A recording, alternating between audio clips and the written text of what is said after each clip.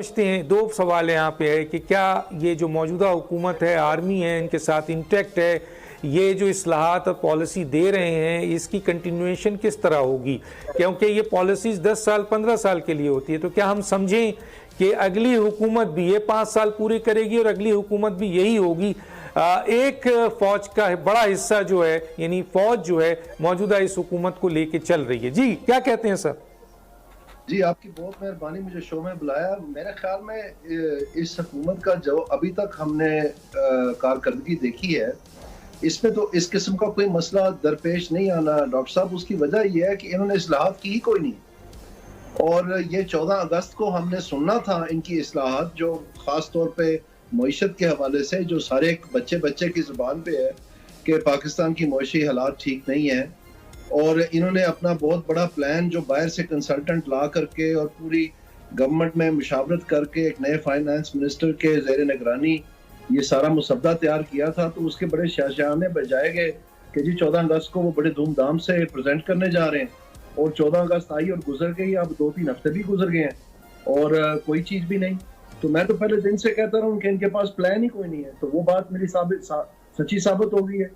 और ना सिर्फ ये, बल्कि 1 साल 1.5 साल हुकूमत में रहने के बाद पीडीएम की जब बात टाइम आया इलेक्शन का, तो ये तो अपना मैनिफेस्टो नहीं बना सके।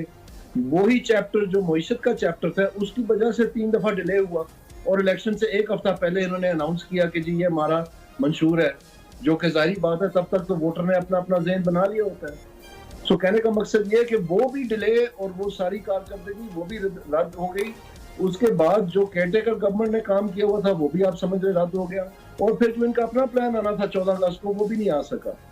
सो इन हालात में आप मुझे बताएं कि कौन से रिफॉर्म की हम बात करें, इन्होंने कौन सा आगाज किया है जिसके बारे में हम ये तबसरा करें कि आने वाली हुकूमत उसको बरकरार या उसको तसलसल बरकरार रखेगी या नहीं रखेगी। इन्होंने तो किया कुछ नहीं। सर ये एक जो अभी रिसेंटली जो है 5E पॉलिसी इन्होंने दी है, जिसमें इक्विटी है, जिसमें इन्वायरमेंट है, जिसमें ई पाकिस्तान है जो कि आईटी के हवाले से है, एक्सपोर्ट्स है और एनर्जी है। और ये पॉलिसीज़ उन्होंने, उनका कहना है कि ये पॉलिसीज़ इम्प्लीमेंट कर दी है उन्होंने। और इसके साथ साथ जैसे इदारे हैं अहम तरीन जनाब FBR, उसमें रिस्ट्रक्चरिंग शुरू कर दी है, डॉक्यूमेंटेशन की तरफ जा रहे हैं, ये सारी चीज़ें तो वो कह रहे हैं। अब आप इसके ऊपर कैसे देखते हैं इसको? जिस वक्त आपका ये जो जिस चीज़ की आप बात कर रहे हैं, ये पहचाना जाता है प्रोग्राम 2025 के नाम से। और ये एहसन इकबाल साहब जो हैं, इन्होंने पहले प्रोग्राम 2010 दिया था और उस पूरे प्रोग्राम में सिर्फ एक लफ्ज नहीं था, बिजली, इलेक्ट्रिसिटी।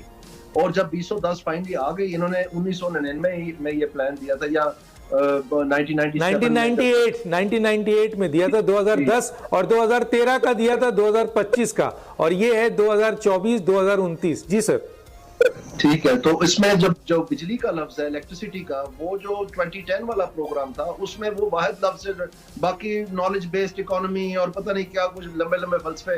तो जब 2010 आई फाइनली, तो उसमें हमने क्या देखा कि उसमें पूरे पाकिस्तान में 18 घंटे की लोड शेडिंग थी।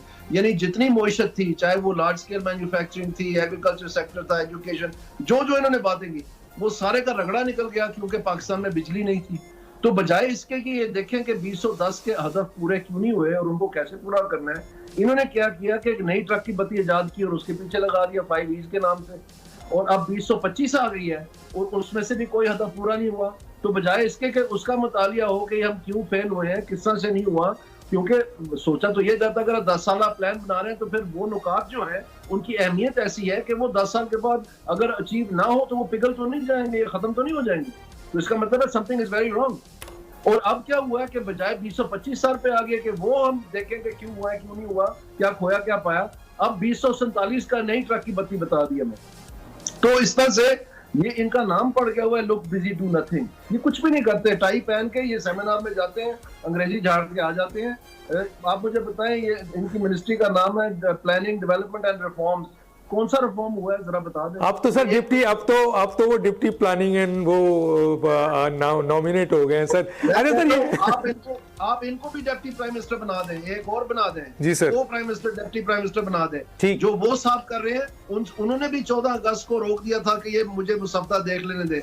2 हफ्ते हो गए, उनसे भी इकोनॉमिक मुसद्दा कोई नहीं बना। नहीं देखिए ना, सी पैक सिलसिला था सर, सी पैक जो है वो बंद कर दिया गया। उसको 2021 में 5 कमर्शियल जोन होने थे, उसको बिल्कुल ही ख़त्म कर दिया गया। अब दोबारा शुरू किया गया है और उसके ऊपर चाइना के वज़ीर आज़म का भी स्टेटमेंट भी है कि 5 कॉरिडोर उस पर काम कर रहे हैं। तो ये सर मईशत की मजबूती के लिए ये हुकूमत जा तो रही है सर, काम तो कर रही है, जो पिछली हुकूमत ने डिसकंटिन्यू कर दिया था सर। जिसका आप जिक्र कर रहे हैं SEZs का, ये स्पेशल इकोनॉमिक जोन्स का, ये कुल मेरे ख्याल में 15 थी, जिनमें से कोई 10 जो थी ये 2019 में ऑनलाइन आ जानी थी। और उसके लिए इन्होंने पावर कॉन्ट्रैक्ट कर ली, यानी जो ये IPPs का आजकल झगड़ा पड़ा हुआ है, इसमें कम से कम 1000 मेगावाट जो है वो इन स्पेशल इकोनॉमिक जोन्स के लिए कॉन्ट्रैक्ट किया गया उस वक्त। अब 225 आ गई है, 2-4 महीने में आ जानी है। तो ये 6 साल के पीरियड में जिसमें सिर्फ कोई 2 या 2.5 साल जो है इन्होंने जो PTI की गवर्नमेंट थी उन्होंने ये सिलसिला चलाया, बाकी सारा वक्त जो है वो तो एहसन इकबाल साहब रहे हैं। बल्कि अभी भी जो नया महकमा बनाया गया था PTI दौर में, उसको खत्म करके वापस प्लानिंग में ले गए हैं CPEC। लेकिन सर 3 साल 7 माह जो है वो तो इमरान खान की हुकूमत थी और उसने टोटल ब्लॉक कर दिया था सर। जी 1 मिनट, आप पूरे अगर फर्ज करें 2019 में ही आने थे, वो 3 साल निकाल भी दें तो ये 2025 आ गई है। तो ये कहाँ गया PDM की पूरी हुकूमत में? चले सर, मैं आगे बात करूंगा। मैं जरा हफीजुल्लाह न्याजी साहब का एक मिनट मैं आखिरी बात कर लें जल्दी। इसमें जो समझने वाली बात है वो ये है कि जो आज बिजली का बहरान हम फेस कर रहे हैं उसमें सरासर ये है जिम्मेदार, क्योंकि डिमांड कम है तो ये कैपेसिटी पेमेंट्स बढ़ रही हैं, तो डिमांड तो ऐसी चीज में भी जानी थी। चले सर, इसके ऊपर आपसे किसी वो फिर मेरा आर्गू बनता है, एक सवाल है, लेकिन मैं बाद में करूंगा, टाइम कम है। मैं आता हूं हफीजुल्लाह न्याजी साहब की तरफ। हफीजुल्लाह न्याजी साहब, सर आर्मी का एहतसाब तो शुरू हो गया है, जुडिशरी का एहतसाब हमें नजर नहीं आता है, जबकि फेक डिग्री वाले भी मौजूद हैं, करप्शन वाले भी हैं, मिसकंडक्ट वाले भी हैं, गैर आईनी फैसले करने वाले भी हैं। क्या कहेंगे सर? मेरे ख्याल में जो जहाँ तक जुडिशरी की आप बात कर रहे हैं, वो जो इंट्रोस्पेक्शन हो रही है वो कुछ ना कुछ तो सामने आई है। आप देखें जो सिद्दीकी साहब थे, उनका जो केस बहुत देर से रुका हुआ था, उसका फैसला, जो जुल्फ़िकार अली भुट्टो साहब का केस था उसके बारे में उन्होंने साफ वही से तस्लीम कर लिया कि ये कानूनी और आईनी ज़ाब्ते के मुताबिक नहीं था। और इसके अलावा जो मुख्तलिफ जजेस साहिबान के इस्तीफे सामने आए हैं, वो लोग थे जो साफ पता है, उनको भी पता है, इसलिए शायद उन्होंने इस्तीफे दे दिए बजाय अपने केस कंटेस्ट करने के, कि वो काली भेड़ें थी जुडिशरी की। और मैं नाम लेने की जरूरत नहीं है, आप जानते हैं कम से कम 2 तो ऐसे बहुत मशहूर और मरूफ हैं। बाकी कहने का मकसद ये है कि मैं समझता हूँ कि कम से कम उस रास्ते पे हम गामजन हैं।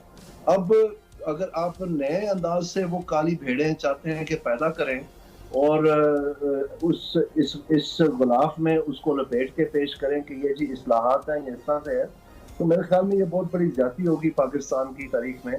और जब हमारे आने वाली नस्लें ये वक्त जांचेंगे तो वो इस बात को तस्लीम करेंगे कि ये एक चीज़ अगर सुधर रही थी तो उसको मजीद बिगाड़ने की जरूरत नहीं थी, बजाय उसको सुधरने की तरफ मजीद मायल करना चाहिए था। और उसमें अगर जो हम बहुत मिसालें देते हैं और हमारा अकीदा भी है, हमारी बिलीफ है, जो हिस्टोरिकल जो इस्लामिक जो स्टूडेंट्स हैं उसमें तो अपने सगों को भी नहीं माफ़ किया किसी ने। तो यहाँ पर आकर अगर हम कहते हैं कि ये महज किसी हल्के में अगर एक रिटायर्ड जज जो है वो आखिरी टाइम पे हमें ख्याल आए, जबकि जो इलेक्शन का मुसद्दा है वो सारा का सारा तमाम पार्टियों ने यूनानिमसली तय किया है कि ये सर्विंग जज होंगे और इनके पास इलेक्शन कमीशन के पास अर्जेंट रेजोल्यूशन के लिए 60 दिन होंगे और ये जो ट्रिब्यूनल्स हैं इनके पास 120 दिन होंगे, और वो अगर अपने रास्ते पे गामजन है, तो आप मुझे बताएं एडजुडिकेशन के लिए अगर रिकॉर्ड नहीं मंगवाना किसी इलेक्शन ट्रिब्यूनल ने तो उन्होंने फिर करना क्या है? बात तो ये है कि इस्लामाबाद के 3 हलकों का रिकॉर्ड मंगवाया गया और थथली मच गई। और कह दिया जनाब कानून अमेंड कर दें और ये जो जजेस हैं रिटायर्ड ले आए और वो इलेक्शन कमीशन अपनी मन मर्जी के तहत अपॉइंट करेगा, और फिर लाहौर हाई कोर्ट में ये बात पसंद नहीं की गई और उसके खिलाफ फैसला आया, अभी कंसल्टेशन का कह दिया गया वगैरह वगैरह। असल बात तो ये है। तो आप मुझे बताएं, रिकॉर्ड भी नहीं मंगवाना है किसी ट्रिब्यूनल ने, तो उनका काम क्या? फिर ये ट्रिब्यूनल खत्म कर दें और बस कह दें ठीक है, जो अनाउंसमेंट होगी फॉर्म 47 की वो ठीक है और ये कानून में लिख लें, ताकि जान छूट जाए ना। अब इन सारों का नया ऑपरेशन आप करेंगे और वावेला मचेगा और फिर से वो पुराने जख्म हम ताजा करेंगे और जो चीज एक बेहतरी की तरफ जाने की मतलब नहीं सर, मैं यहाँ हुज्जत करूंगा, मैं एक हुज्जत करूंगा। ठीक है, देखें, सुप्रीम कोर्ट ने जुल्फ़िकार अली भुट्टो को एक इलेक्टेड वजीर आजम को अनकॉन्स्टिट्यूशनल अनलॉफुल फांसी दी, जिसको उन्होंने एक्सेप्ट कर लिया।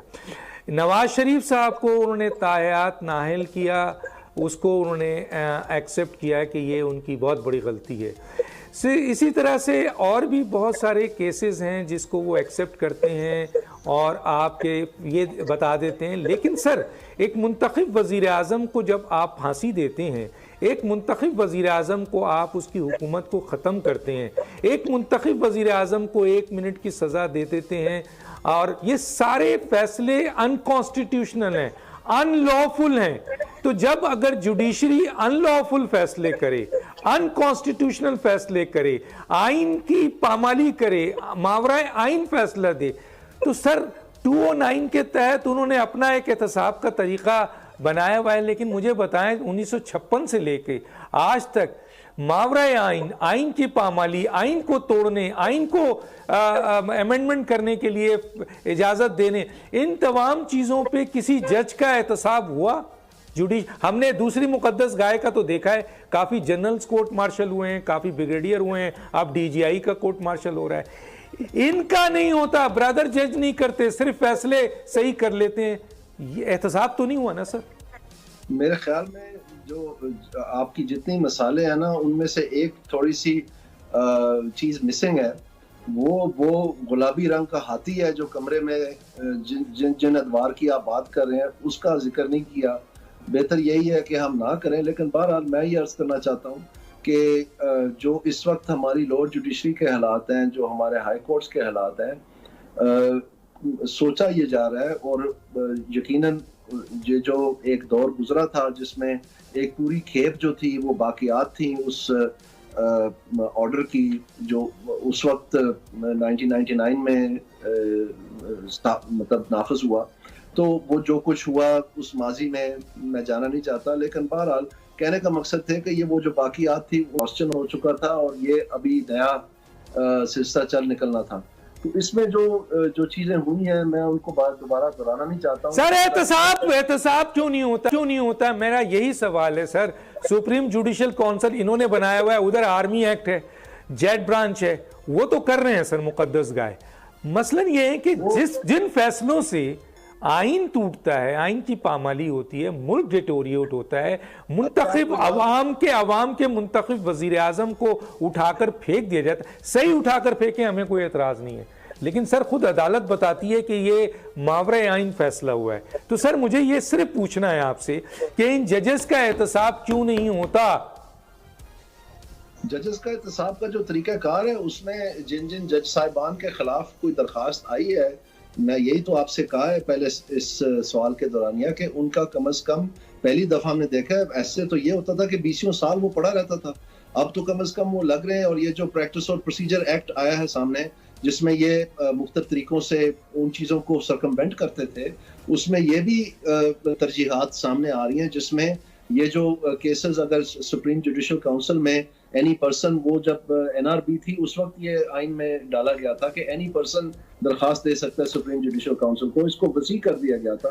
तो उसमें अगर नहीं, मतलब एक आदमी फेक डिग्री पे हो, करप्शन करे, मिसकंडक्ट करे, सबूत हो जाए, प्रूफ हो जाए, सुप्रीम जुडिशल काउंसिल में रेफरेंस चला जाए, वो रिजाइन कर दे, घर चला जाए, कुछ नहीं, बस खत्म। सर ये आप अगर अदालतों में इन जजेस का एहतसाब नहीं होगा।